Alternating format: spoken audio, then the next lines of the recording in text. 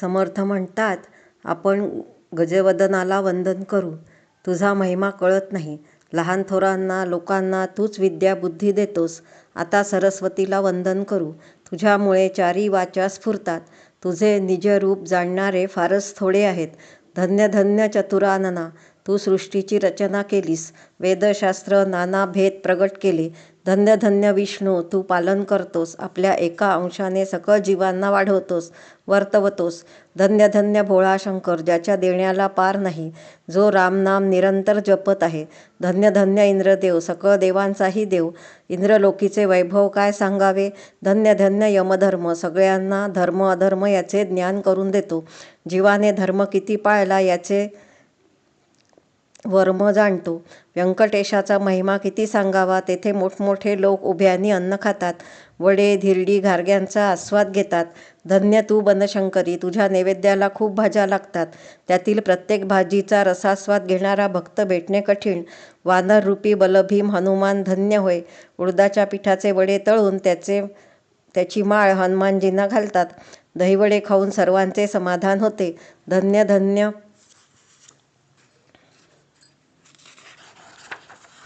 खंडेराया, भंडाऱ्यामुळे काया पिवळी होते.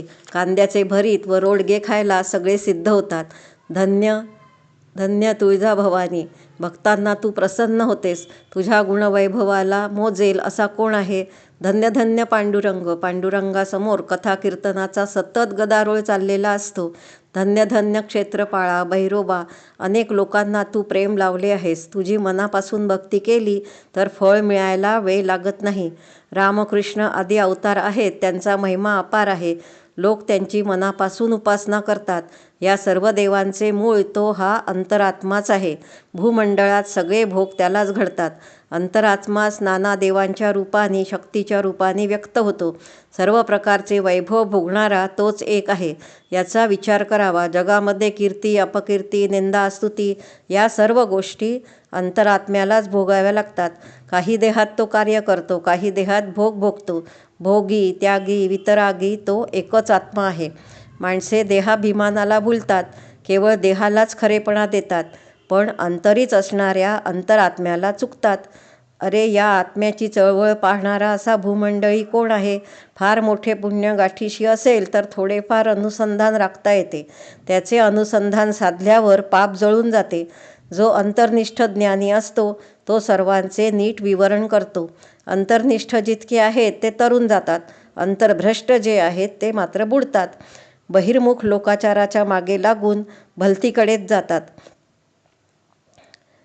भलतीकडेच वाहवत जातात. दशक 18, समास 1 समाप्त. जय जय रघुवीर समर्थ. दशक 18, समास 2.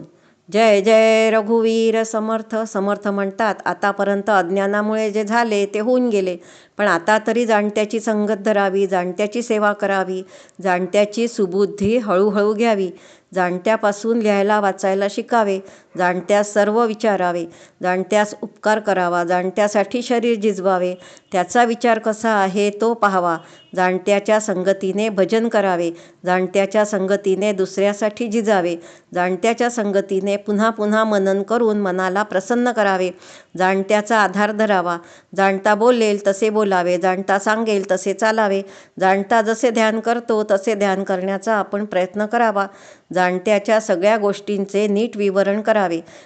जो जसा लोकांना राजी राखतो तसेच आपण पण राखावे.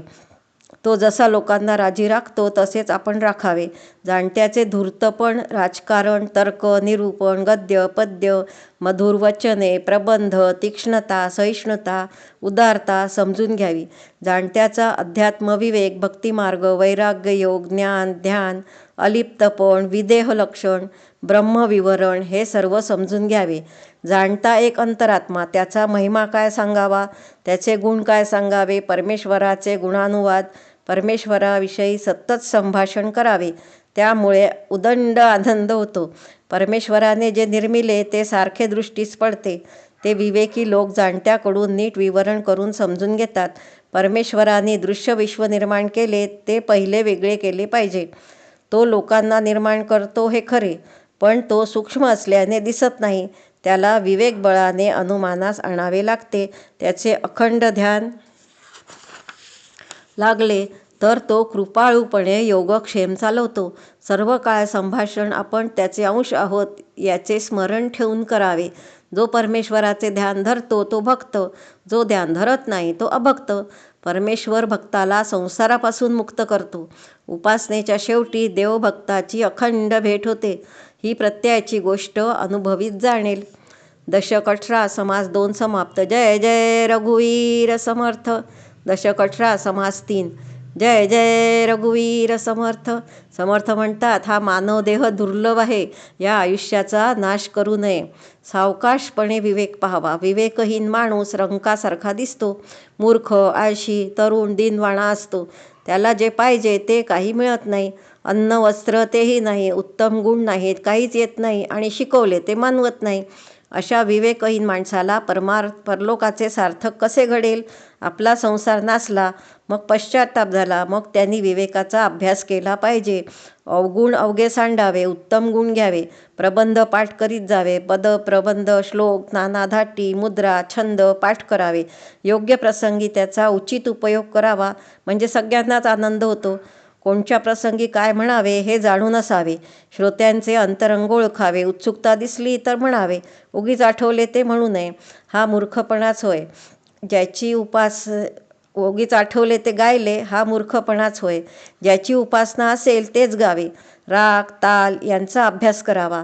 साहित्य, संगीत, प्रसंगमान यांचा मेळ साधून उत्तम कथा करावी. श्रवण मननाने अर्थांतर काढीत जावे. पाठ उदंड असावे. नेहमी उजळणी करीत जावी. जी गोष्ट सांगितली असेल तिचे अंतरी स्मरण असावे. अखंड एकांत सेवावा. ग्रंथ सूक्ष्मपणे अभ्यासावा. जो अर्थ अनुभवाला जुळेल तो ध्यानात ठेवावा. दशक 18 समास 3 समाप्त. जय जय रघुवीर समर्थ. दशक 18 समास 4. जय जय रघुवीर समर्थ. समर्थ म्हणतात, देह आहे म्हणून गणेश पूजन, शारदा वंदन, गुरु, सज्जन, संत, श्रोते असतात. देहामुळेच कवित्व, अध्ययन, नाना विद्यांचा अभ्यास करता येतो. ग्रंथलेखन, कवित्व, नाना लिपींची ओळख देहामुळेच होते. देहामुळेच महाज्ञानी, सिद्ध, ऋषीमुनी होतात. देहामुळेच माणूस तीर्थाटन करू शकतो. देहामुळे श्रवण मनन घडते. देहामुळे देहातच मुख्य परमात्मा आपलासा करून घेता येतो. देहाच्या साह्यानेच कर्ममार्ग, उपासना मार्ग, ज्ञानमार्ग आचरता येतात.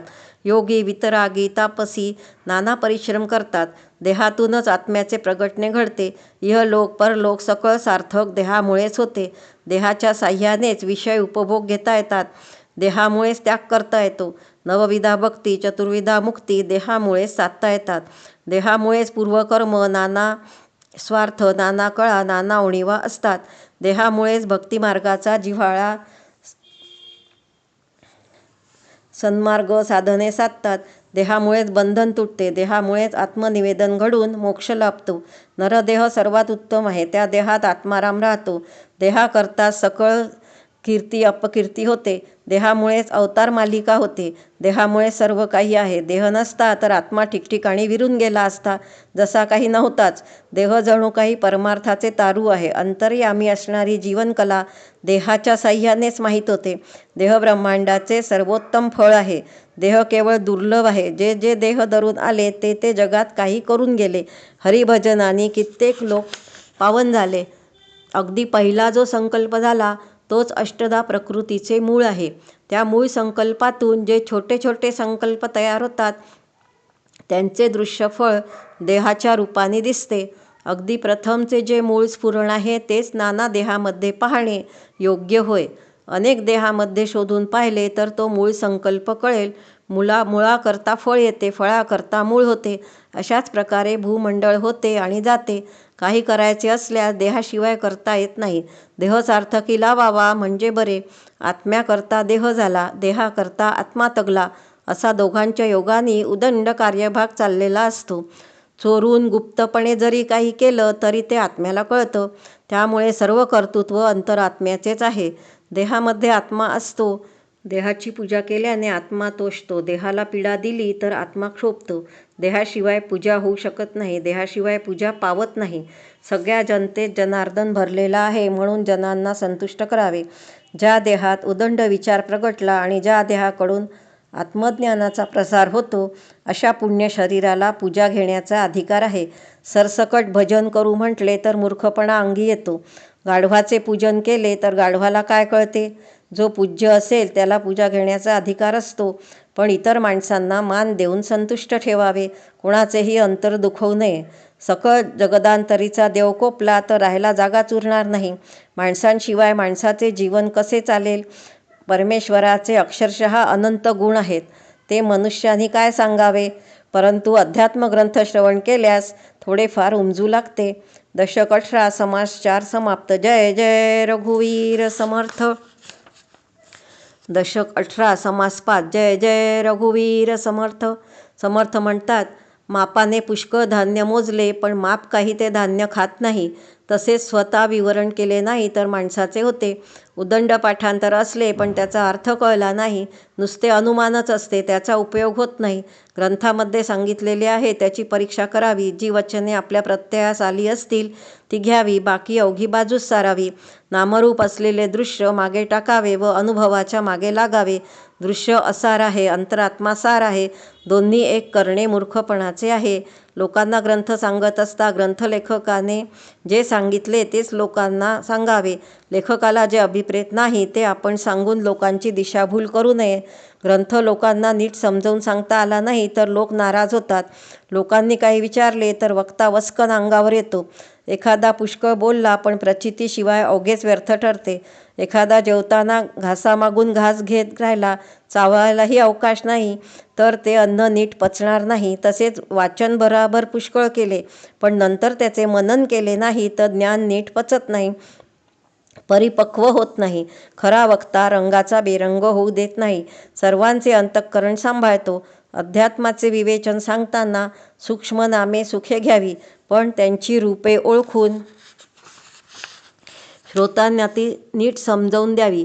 लोकांच्या समस्या सोडवल्यास लोक वंदन करतात, समस्या सोडवता आल्या नाहीत तर निंदा करतात. मग वक्त्याने उगीच चिणचिण करण्याचे कारण नाही. श्रवण आणि मनन यांनी प्रत्ययाची परीक्षा करावी. खोटे कुठेच चालत नाही, कोणाला मानवत नाही. म्हणून जे खरे आहे तेच सांगावे. जो स्वतःच घोटाळ्यात अडकतो तो दुसऱ्यांना काय म्हणून समजावून सांगणार? त्याच्या नादी लागणारे लोक अडचणीत सापडतात. जे प्रचितीस आले तेच घ्यावे, अनुभवाशिवाय बोललेले बोल फोलकट जाणावेत. एखादा माणूस खरे टाकून मुद्दाम खोटे घेऊ लागला तर निंदा होण्यास वेळ लागत नाही. तिन्ही लोकांमध्ये देवाने हा न्याय करून ठेवला आहे. अन्यायाने पुष्कळांना आधार दिला असे तर होत नाही. वेडी माणसे उगाच खोट्याच्या भरीस पडतात. असत्य म्हणजेच पाप, सत्य हे सस्वरूप आहे. दोन्हीमध्ये सत्याचाच पक्ष निवडावा. बोलणे चालणे सर्व मायेमध्येच होते म्हणून निःशब्दाचे मूळ शोधावे. वाच्यांश जाणून सांडावा, लक्षांश विवरून घ्यावा, मग निःशब्द मुळाचा घोटाळा शिल्लक उरत नाही. अष्टधा प्रकृती पूर्वपक्ष आहे, तो सांडून अलक्षी लक्ष लावावे. जो मननशील व परमदक्ष आहे तोच हे जाणू शकतो. भूस आणि कण एकच आहे म्हणणे बरोबर नाही.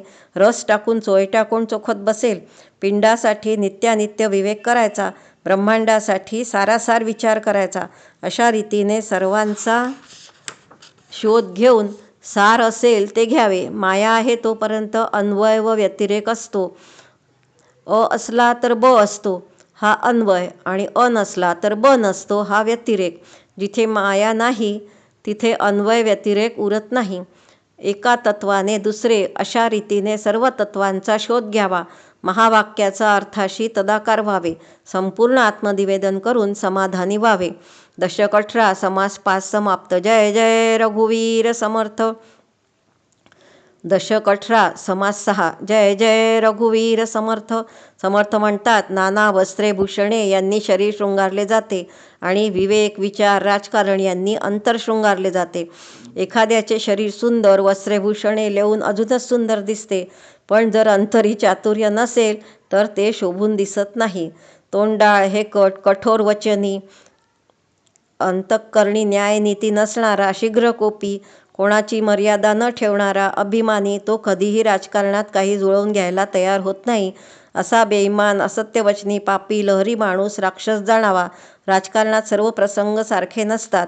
एकच नियम सहसा चालत नाही. नियम चालवण्याचा आग्रह धरला तर राजकारणात अडचणी येतात. म्हणून अति सर्वत्र वर्जावे. प्रसंग पाहून चालावे. विवेकी पुरुषाने हट्टीपणाने आग्रही नसावे. जास्ती हट्ट केला तिथे दोन तट पडतात. कोणच्या तरी एका बाजूचा शेवट झाला पाहिजे. तरी ईश्वराला अशा आपल्या माणसाचा अभिमान आहे. शिवाय तुळजाभवानीची विशेष कृपा आपल्यावर आहे. पण तरीसुद्धा विचारपूर्वक कार्य करावे. अखंड सावध राहावे. पुष्कळ सूचना कशाला कराव्या, परंतु काही गोष्टी ध्यानात ठेवून वागले पाहिजे. थोर व सामर्थ्यवान पुरुषाजवळ पुष्कळ लोक राहतात. त्यांचा आपण अभिमान धरला पाहिजे. ती माणसे पण मग अखंड एकनिष्ठ राहतात. दुष्ट दुर्जनांचे पुष्कळ दिवसांचे बंड माजले आहे, म्हणून अखंड सावधान असावे. सकळ करता ईश्वर आहे, त्याने अंगीकार केला आहे. त्या पुरुषाचा विचार एखादाच जाणतो. न्याय, नीती, विवेक, विचार, नाना प्रसंग, प्रकार, परांतर परीक्षणे हे सर्व ईश्वराचे देणे आहे. सावधपणे महान प्रयत्न करणे, वेळप्रसंगी धैर्य राखणे, अद्भुत कार्य करणे हे ईश्वराचे देणे आहे. यश, कीर्ती, प्रताप, महिमा, उत्तम गुण ज्याला दुसरी उपमा देता येत नाही हे ईश्वराचे देणे आहे. देव ब्राह्मण यांना मानणारा, आचार विचार सांभाळणारा, कित्येक लोकांचा आधार असणारा, सदा परोपकार करणारा तो माणूस ईश्वर कृपेला पात्र झालेला असतो. तो प्रपंच व परमार्थ दोन्हीकडे लक्ष ठेवतो. अखंड सावध राहतो. खूप लोकांचे पुष्कळ काही सोसतो. देवाचा काही पक्ष घेतो. ब्राह्मणांची चिंता वाहतो. खूप लोकांचे पालन करतो. जे पुरुष धर्मस्थापना करतात ते ईश्वराचे अवतार होत. असे पुरुष आधी होऊन गेले, पुढेही होणार आहेत. जो उत्तम गुणग्राहक आहे त्याच्याजवळ तीव्र बुद्धी व विवेक आहे. ज्याच्याजवळ शुभ वासनाच आहेत, जो पुण्यवान आहे असा पुरुष ईश्वर कृपेचे फळ आहे. ज्या विवेक विचाराने आणि योजनेने प्रपंच व परमार्थ दोन्ही नीट पार पडतात, तो विवेक विचार व ती योजना सर्व गुणांचे सार आहे. दशक 18 समास 6 समाप्त. जय जय रघुवीर समर्थ. दशक 18 समास 7. जय जय रघुवीर समर्थ. समर्थ म्हणतात, सामान्य माणूस अतिशय लालची स्वभावाचा असतो. आरंभीच म्हणतो देव देव म्हणजे मला काही द्या, अशी वासना असते. काहीच भक्ती नसताना देवाच्या प्रसन्नतेची इच्छा करतात. जसे काहीच सेवा न देता मालकाला पगार मागतात. कष्टाशिवाय फळ नाही, कष्टाशिवाय राज्य नाही, काम केल्याशिवाय जगामध्ये काहीच साध्य होत नाही. आळसानी काम नसते याची तर प्रचिती येते. असे असतानाही कनिष्ठ दर्जाचे लोक कष्ट करण्यास तयार नसतात. जे आधी कष्टाचे दुःख सोसतात तेच पुढे सुखाचे फळ भोगतात. आळशी आधी सुख भोगतात, पण पुढे त्यांना दुःख भोगावे लागते. जितके काही मिळवले ते सर्व खर्च केले तर कठीण काळात ते मरून जातात. जे दीर्घसूचनेने वर्ततात, भविष्यकाळाची तरतूद ठेवतात तेच भले. या जगात सुखाने जगण्यासाठी पैसा साठवला तर कामी येतो, तसेच परलोकीचे जीवन चांगले होण्यासाठी परमार्थ कामी येतो. ज्याच्यापाशी साठवणूक नसते तो जिवंत असून मेलेला असतो. एकदा मरून प्राणी सुटत नाही. पुन्हा जन्मोजन्मी यातना सहन कराव्या लागतात. जो आपल्यासच मारतो तो आत्महत्यारा.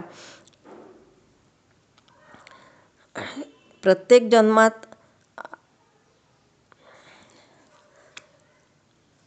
आत्महत्या, किती आत्महत्या झाल्या असतील याचे गणित कोणी करावे.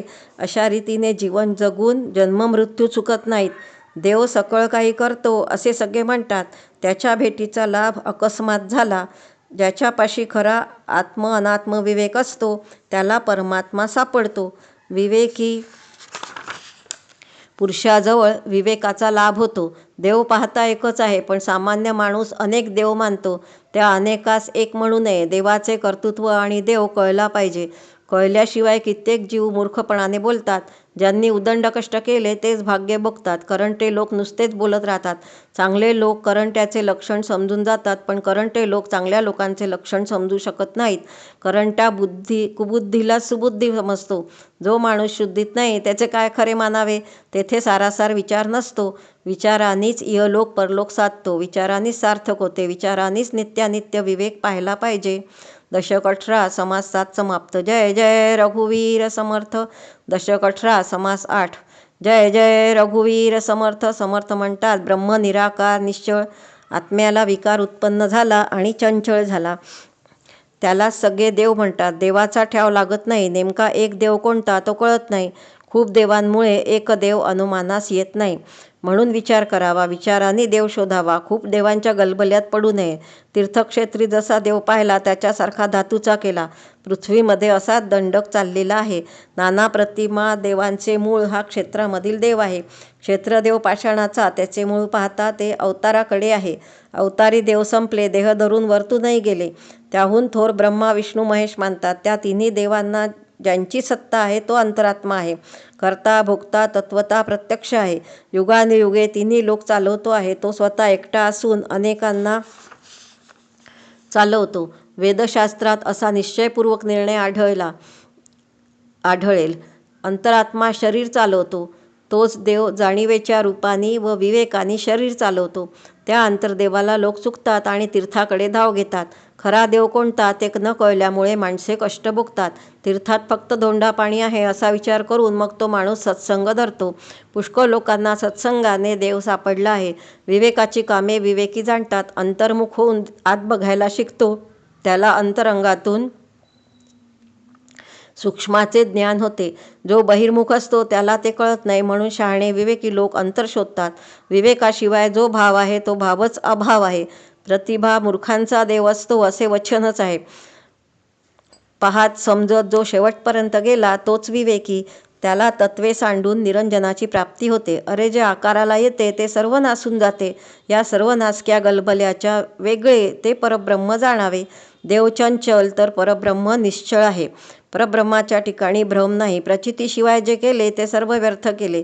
प्राणी कर्मकचाट्यात सापडून कष्ट करून करून मेले.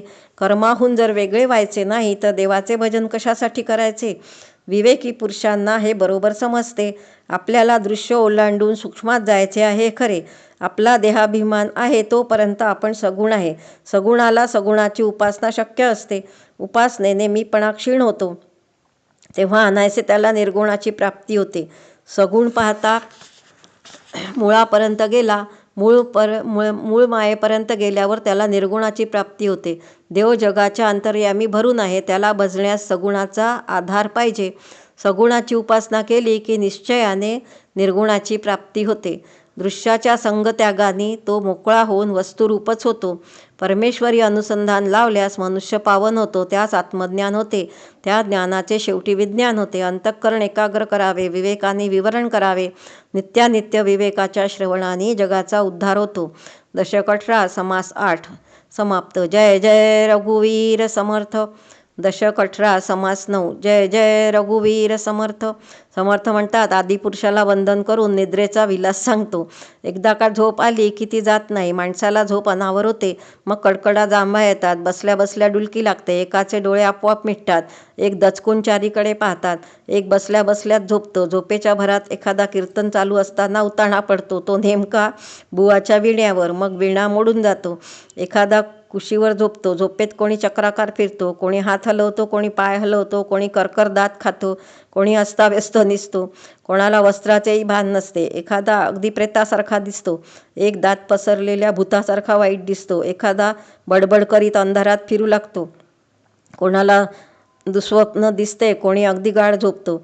एखादा सुस्वप्न पाहून संतोषतो. दिवस उजाडायला लागला तसे कोणी वाचन आरंभले. कोणी प्रातस्मरण हरिकीर्तन करू लागले. कोणी ध्यानमूर्ती आठवतात. कोणी नामस्मरण करतात. नाना विद्या नाना कला शिकू लागले. निद्रा संपली. जागृती आली. आपापला व्यवसाय करू लागले. ज्ञाता तत्वे सांडून पळाला. तुर्येपलीकडे गेला. आत्मनिवेदने झाला ब्रह्मरूप. ज्ञानी दृश्य असणारी अशाश्वत तत्वे टाकून दूर सारून तुर्येच्या पलीकडे जातो आणि संपूर्ण आत्मनिवेदन करून ब्रह्मरूप होतो. अज्ञान म्हणजे निद्रा व ज्ञान म्हणजे जागृती. दशक 18 समास 9 समाप्त. जय जय रघुवीर समर्थ. दशक 18 समास 10 जय जय रघुवीर समर्थ. समर्थ म्हणतात, कोणत्याही कार्यामध्ये कार्य आरंभले की काहीतरी विघ्न येते. पण काळाचे साह्य असेल तर ते कार्य आपोआप होत जाते. कार्य प्रगतीपथावर असेल तर लोकांचा उत्साह वाढतो. नवनवीन विचार सुचू लागतात. कोणी प्राणी जन्मास येतो. काही काळ सहाय्यक असतो. देव कृपाळूपणे दुःखानंतर सुख देतो. काळ कधी सहाय्यक असतो तर कधी काळ सहाय्यक नसतो. नेहमीकरता काळ सहाय्यक असता तर सगळेच राजे झाले असते. प्रपंचात किंवा परमार्थात विवेक करणे साधले तर अद्भुत कार्य घडून येते. हे ईश्वराचे देणे आहे. श्रवण केल्याशिवाय काही कळत नाही, शिकवल्याशिवाय शहाणपणा येत नाही. दुसऱ्याकडून ऐकून सर्व काही कळते. कळता कळता मन निवळते. मग सार कोणते असार कोणते याचे मनाला आकलन होते. श्रवण मननाने ज्ञानाचा व्यवहार चालतो. उत्तम श्रवण घडण्यास शरीराची साथ हवी. श्रोत्यांचे मन एकाग्र झाले आहे, वक्ता बोलतो आहे आणि मध्येच उशिराने येणारे लोक सभेमध्ये विक्षेप आणतात. मनात नाना विचार चालू असतात. कोणाला ऐकता ऐकता झोप येते. श्रवणात असे अडथळे येतात. जे श्रवण केले त्याचे नीट विवरण केले तर निरूपणाचे सार्थक होते. आपले मन आपणच आवरावे, विवेकाने त्याला अर्थांतरी धरावे. श्रोत्यांमध्ये अनंत खोडी असतात. जास्त शहाणे जमले तर एकामागून एक बोलू लागतात.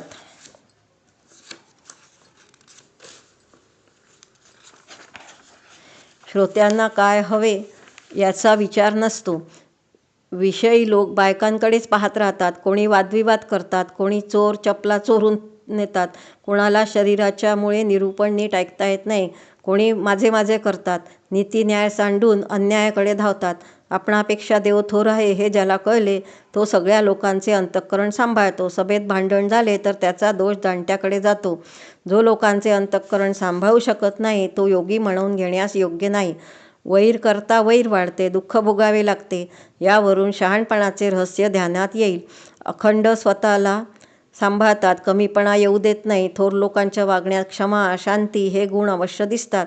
दुर्जनांच्या नादी लागून जो घसरला त्याला विवेकी म्हणता येणार नाही. न्याय, पर्याय, उपाय मूर्खांना कळत नाही. त्याच्यामुळे सभेचा विचका होतो. सभेत गोंधळ झाल्यावर शहाणे तो गोंधळ नीट करतात. स्वतः त्रास सोसून इतरांना सोसायला शिकवतात. पृथ्वीवर उदंड लोक आहेत, पण सज्जनांमुळे प्राणीमात्रांना समाधान मिळते. संतांना लोकांचे अंतःकरण बरोबर कळते. भडकलेल्या लोकांना शांत कसे करावे ते संत जाणतात. असा जो जाणता असतो त्याचा विवेक सामर्थ्यवान असतो. त्याचे कार्य लोकांना कळत नाही, पण तो पुष्कळ लोकांना मार्गदर्शन करतो. अनेक लोकसमूह कार्यरत करतो. अशा विवेकपूर्ण वागण्याने समर्थ अशी पदवी प्राप्त होते. एकांतात विवेक करावा, भगवंताला मनाच्या धारणेने धरून ठेवावा. लोक आपला आणि परका म्हणूच नये. एकांतात विवेक सापडतो, प्रयत्न सापडतो. एकांतात बुद्धी ब्रह्मांड फिरून येते. एकांतात स्मरण करावे म्हणजे आपले काही चुकले असेल तर ध्यानात येते. आपण अंतरात्म्या एवढे होऊन थोडेफार फिरावे. त्याच्यासारखे व्यापक होऊन जगदांतरी फिरावे. ज्याला एकांत मानवला सर्व आधी कळे त्याला. एकांत पचल्याशिवाय मोठे होता येत नाही. दशक 18 समास 10 समाप्त. जय जय रघुवीर समर्थ.